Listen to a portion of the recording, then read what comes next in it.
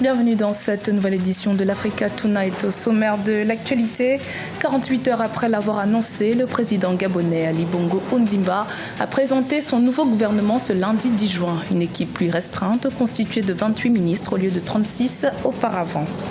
Au Bénin, Candide Azanaï, ancien ministre du président Patrice Talon, dénonce un régime totalitaire.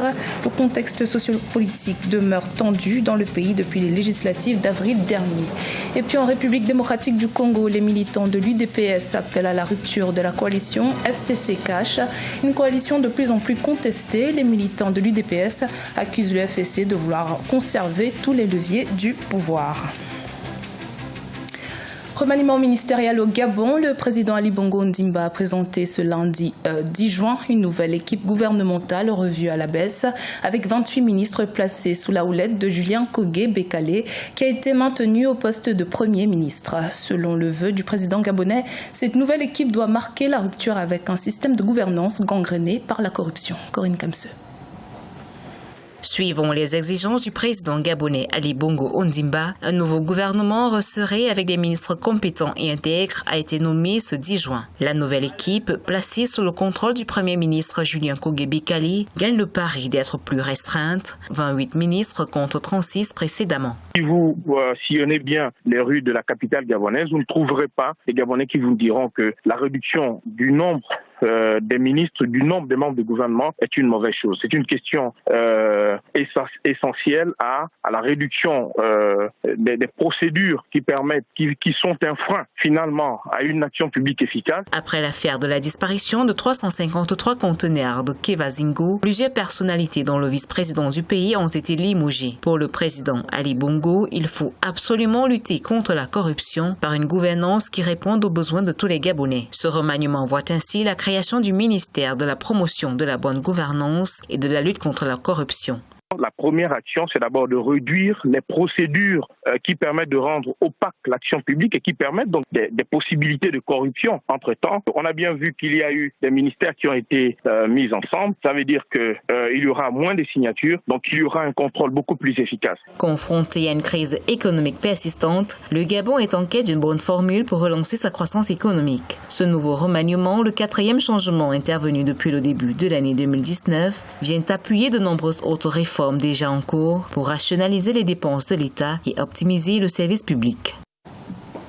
Sujet que nous allons aborder avec notre invité Francis Jean-Jacques Evouna, président du Conseil gabonais du patronat.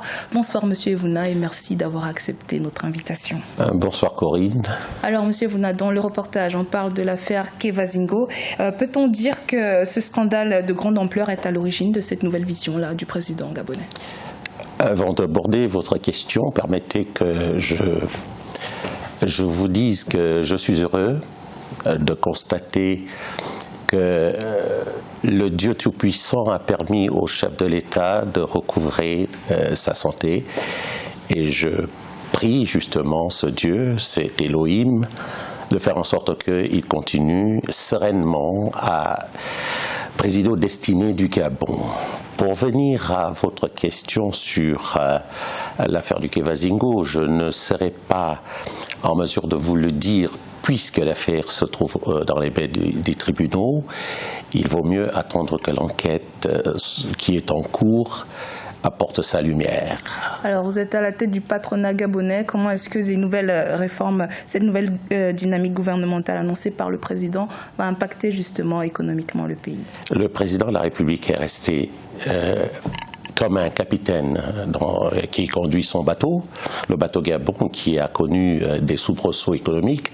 Le président de la République a donc fixé le cap pour atteindre l'émergence d'ici à l'horizon 2025. Le président a demandé à ce que l'eau soit vidée dans les cales, c'est-à-dire le poids de la dette soit traité, le poids des déficits soit traité, afin que le Gabon retrouve la croissance économique. Et Julien Kogué Bekale, le Premier ministre qui a été nommé au poste, qui a été maintenu à son poste, devrait effectivement mettre en évidence l'efficacité économique allié à la justice sociale. Vous savez que le président de la République prône véritablement l'égalité de chances dans le pays, et donc il faut une économie dynamique et prospère qui permette une économie compétitive, qui permette à ce que justement les réformes en profondeur demandées par le chef de l'État soient appliquées avec souplesse et flexibilité. Alors parlons de justice sociale. Les retraités gabonais sont toujours dans l'attente du versement de leur première pension. Comment la patronne de la Caisse nationale de la sécurité sociale, Nicole Assélé, compte gérer ce problème? Le directeur général de la CNSS voudrait s'appuyer sur ce qu'on a appelé dernièrement aux États-Unis le contrat social, le contrôle social. C'est-à-dire qu'elle voudrait redynamiser la CNSS pour faire en sorte que les paiements des pensions soient pérennes. Et effectivement, elle a pris des dispositions, vous savez, dans toute l'économie, c'est un problème de choix. Elle a préféré se positionner véritablement sur la loi pour faire en sorte que les retraités, au lieu que la caisse ferme, que la caisse soit une caisse qui retrouve de la croissance, qui retrouve de la mobilité financière, pour permettre à ce que justement les retraités ne souffrent plus. Mais effectivement, pour appliquer la loi, elle est obligée de partir de la mensualisation qui a été faite à la trimestrialisation des versements des pensions de retraite. Voilà, donc elle a des réformes à faire, et ces réformes-là correspondent véritablement à la politique sociale que prône véritablement le président de la République.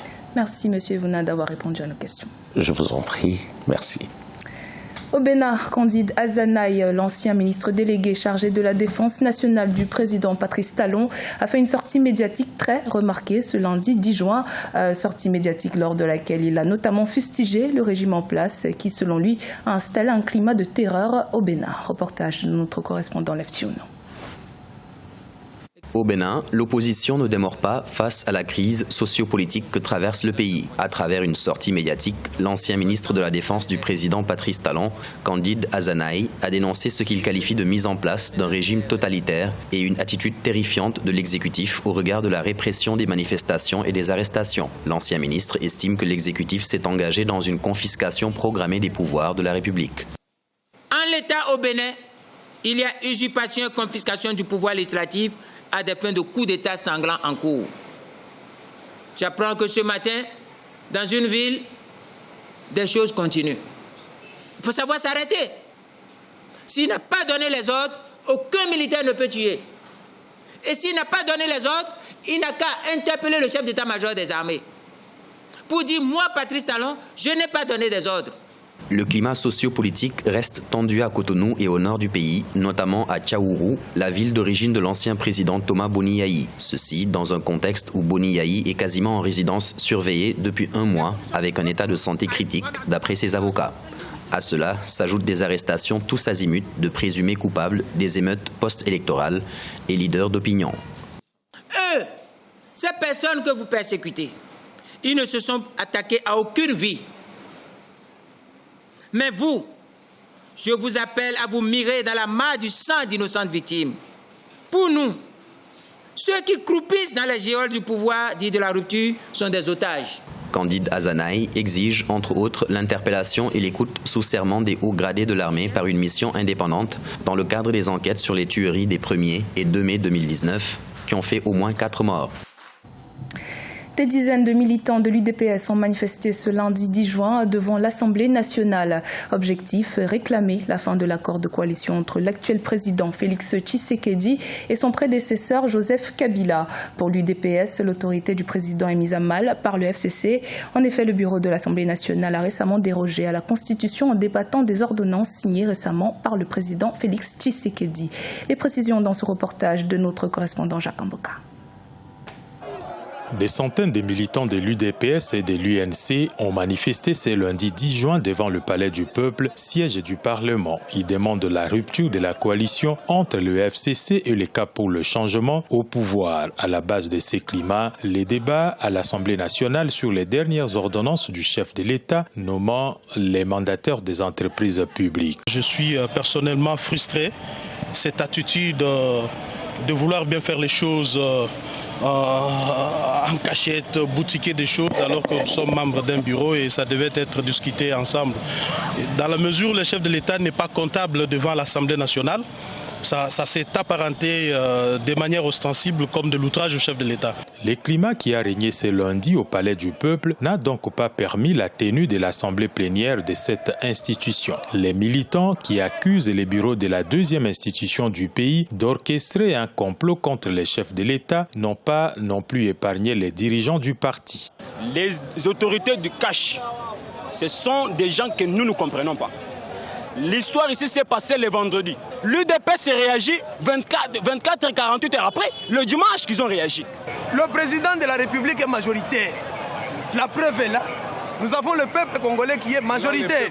Il a le peuple derrière lui, c'est le peuple qui est majoritaire et non un groupe de gens. Il faut souligner que les rapports au sein de la coalition FCC-Cash ne sont pas au beau fixe. Les discussions sur le gouvernement dont la formation semble traîner en dit beaucoup. La rencontre le dimanche 9 juin entre l'ex-chef de l'État et l'actuel va accélérer les discussions, affirme-t-on du côté de la présidence de la République.